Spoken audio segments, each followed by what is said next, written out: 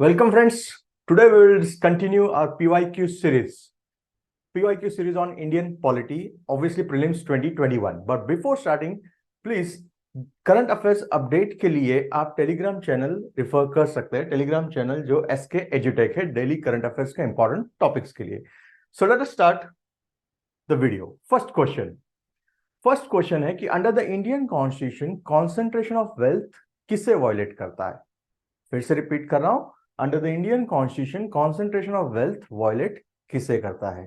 Right to equality, DPSP, right to freedom, concept of welfare. हमेशा अपने पहले वाले जो जिस तरह से सॉल्व करते थे वो देखते हैं, मेथड ऑफ एलिमिनेशन भी ट्राई करते हैं। नाउ कॉन्सेंट्रेशन ऑफ वेल्थ कहा है, किससे वायलेट होता है? राइट टू फ्रीडम हो सकता है क्या? नहीं, ये तो नहीं हो सकता, डेफिनेटली नहीं होगा। राइट टू इक्वालिटी आएगा क्या? नहीं भाई, इक्वालिटी दिखिए क्या, आप लॉजिक लगा के देखिए। कंसेप्ट ऑफ वेलफेयर नहीं, तो क्लोज क्या है? डीपीएसपी आर्टिकल 36 to 51, उसमें भी exact article 39 clause C which talks about minimize inequalities of income, इसके बारे में जो बात करता है। So correct answer is directive principles of state policy. So ये क्वेश्चन तो काफी सिंपल और स्ट्रेट फॉरवर्ड था। Second question, Which is the position? What is the position of the right to property in India? Right to property का India में क्या position है? नीचे चार ऑप्शन दिए। पहला लीगल राइट है जो सिर्फ भारत के सिटीजन को अवेलेबल है। दूसरा लीगल राइट जो किसी को भी अवेलेबल है। तीसरा फंडामेंटल राइट है जो सिर्फ सिटीजन को अवेलेबल है। एंड चौथा ये फंडामेंटल भी नहीं है और लीगल भी नहीं है। Now listen carefully, right to property fundamental right था। I repeat, right to property fundamental right था। कहा मैंने? दैट इटसेल्फ मींस आज ये फंडामेंटल राइट नहीं है। By 44th amendment act 1978 during Janata government इसे लीगल राइट का दर्जा दिया है। दैट इटसेल्फ मींस सी तो आंसर नहीं रहेगा क्योंकि अभी वो फंडामेंटल राइट नहीं है। बट जस्ट मैंने कहा कि उसे लीगल राइट का दर्जा दिया है, मतलब नॉन लीगल राइट सही होगा क्या? नहीं, मतलब डी भी गलत है। अब बचे सिर्फ दो, ए और B. Now, is it a legal right available to citizen only or for any person? Now listen carefully. Person मतलब कंपनी, कॉर्पोरेशन, कोई भी आ सकता है इसमें, इंक्लूडिंग सिटीजन। सो ऑब्वियसली यहां करेक्ट आंसर क्या रहेगा? It is a legal right available to any person. मैं रिपीट कर रहा हूं, एनी पर्सन। अगेन क्वेश्चन बहुत सिंपल था, इसके पहले भी बहुत सारे एग्जाम में ऐसे क्वेश्चंस आ चुके हैं। सो पहले दोनों क्वेश्चंस सिंपल है। नेक्स्ट क्वेश्चन है, अगेन सिंपल क्वेश्चन।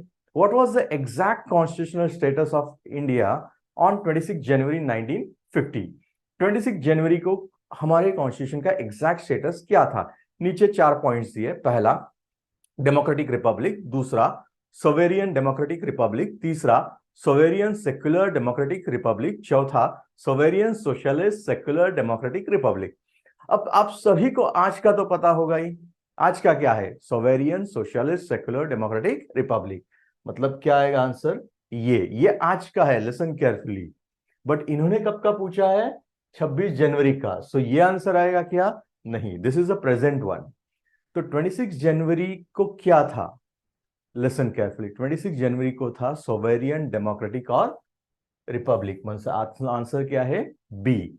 मतलब सोशलिस्ट और सेक्युलर ये वर्ड बाद में ऐड किए गए। 42nd amendment act Indira Gandhi की सरकार थी उस वक्त।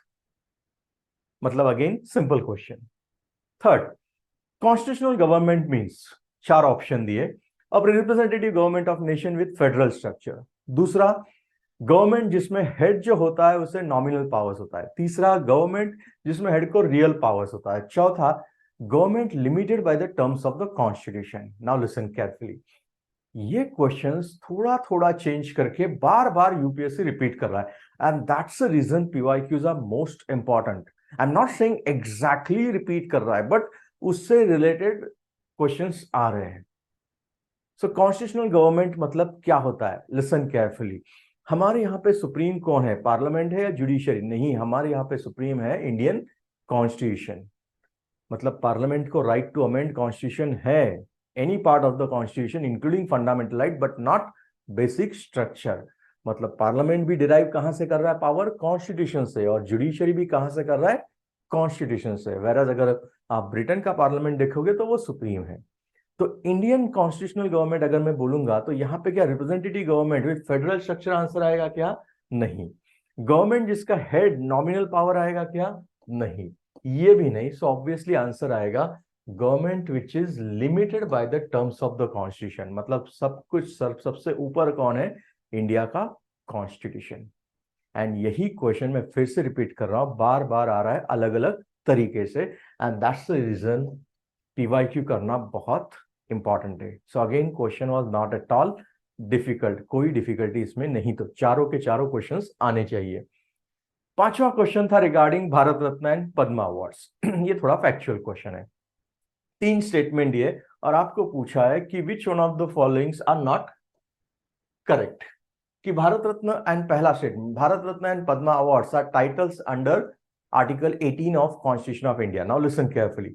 आर्टिकल 18 किससे बात करता है? एबॉलिशन ऑफ टाइटल से। सो अगर ये एबॉलिशन ऑफ टाइटल से बोलता है तो ये कैसे आएगा? सो क्या ये टाइटल्स के अंडर आते हैं क्या? Answer obviously no. Padma awards was suspended only once, ये भी गलत है, ये भी गलत है। So obviously not correct answer क्या आएगा? D1, 2 and 3। So correct answer is D1, 2 and 3। Next, now next question again 2 statement दिए। Which one of the following statement is correct? Correct पूछा है, प्लीज ठीक तरह से देखा करो, करेक्ट या नॉट करेक्ट।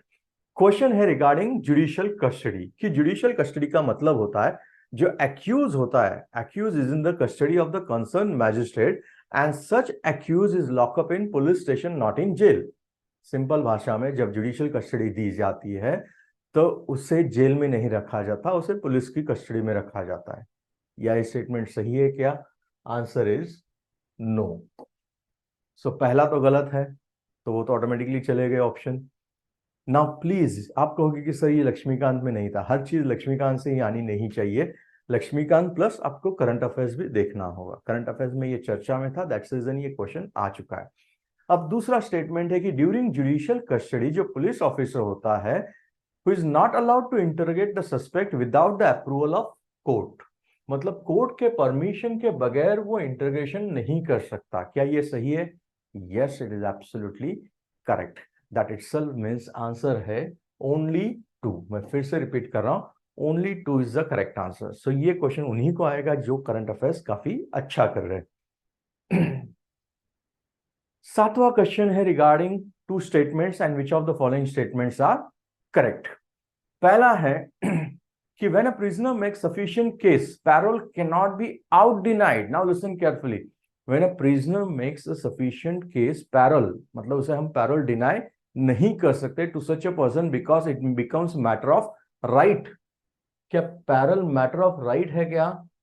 नहीं, मतलब ये नहीं कि आप सभी को देना चाहिए। तो ऑब्वियसली पहला स्टेटमेंट तो क्या हो गया? गलत हो गया।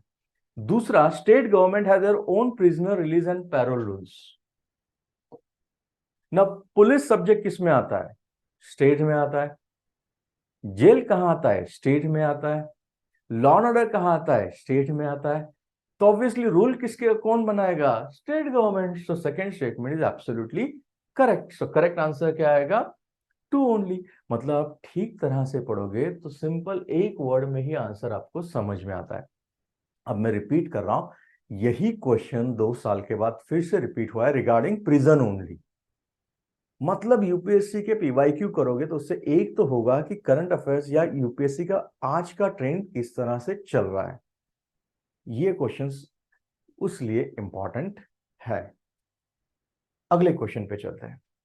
At national level, which ministry is a nodal agency to ensure effective implementation of Scheduled Tribes and Forest Dwellers Act 2006?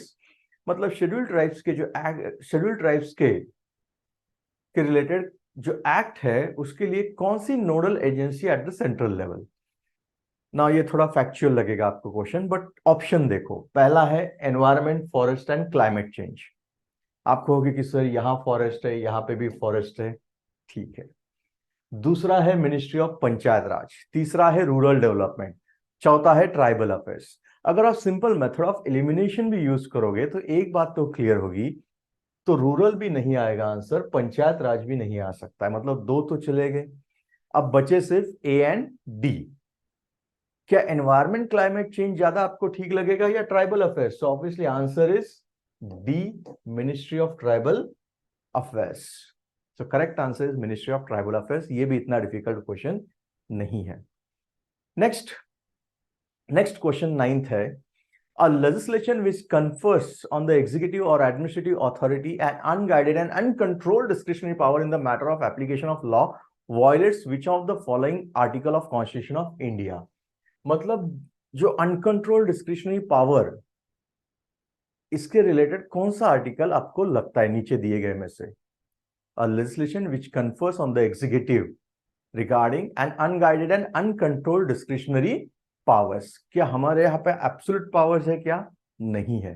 तो कौन सा आर्टिकल रिलेटेड है? चलो एक एक करके देखते हैं। आर्टिकल 44 न्यूज में है, yes it is uniform civil code, but question किससे रिलेटेड है? Uncontrolled discretionary power.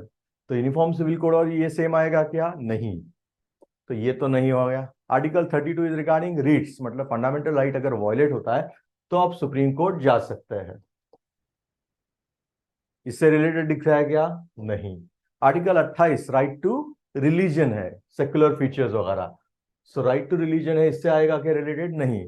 तो ऑटोमेटिकली बचा क्या? आर्टिकल 14, बिकॉज आर्टिकल 14 ही है जो ये सब करता है, which talks about equality before law and equal protection of laws.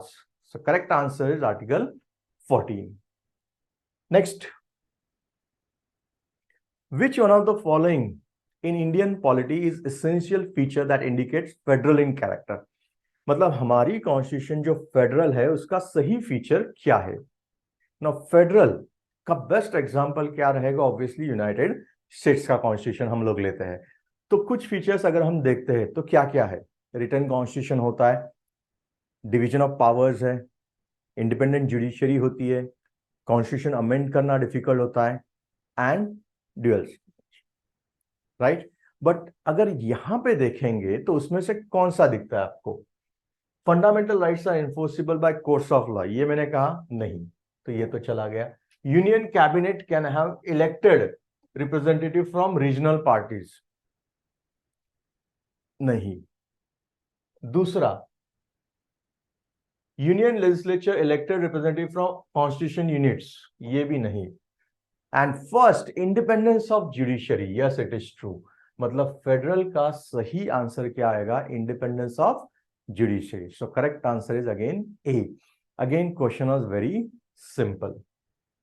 Next 11th is regarding which one of the following best defines the state? Now listen carefully, question ठीक तरह से पढ़ो कि कौन सा ये बेस्ट तरीके से डिफाइन करता है डेफिनेशन ऑफ स्टेट। ना स्टेट यू में से कि आर्टिकल 12 में है, but what do you mean by state? Listen, state ये कहाँ हुआ? ये पॉलिटिकल साइंस के स्टूडेंट्स को ज्यादा सिंपल जाएगा क्वेश्चन।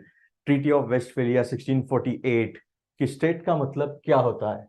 एक फिक्स टेरिटरी सिंपल भाषा में, एक central government and sovereignty. Sovereignty का मतलब क्या होता है? No external power can interfere into your internal matters. मैं फिर से रिपीट कर रहा हूं, क्या क्या फीचर्स बताए मैंने? Sovereignty, central government and fix territory.